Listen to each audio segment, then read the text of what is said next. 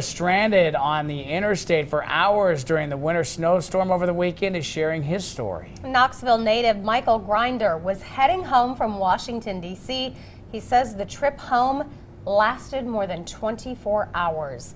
WATE's Elizabeth Kubel has the report.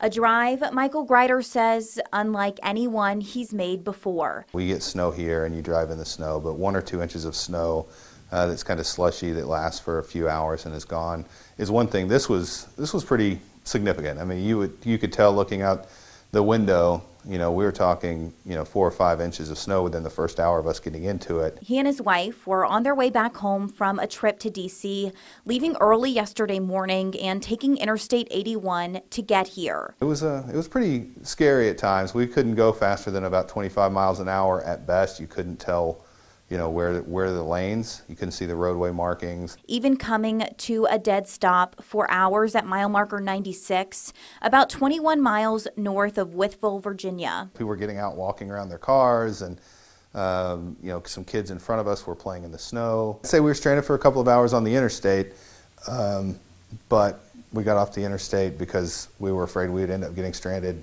overnight if we didn't.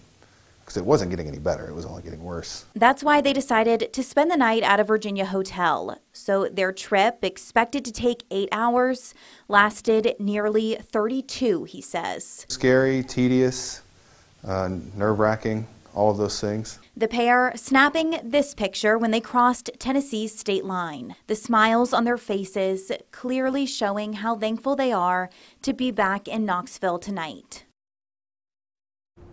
That was Elizabeth Kubel reporting in Knoxville.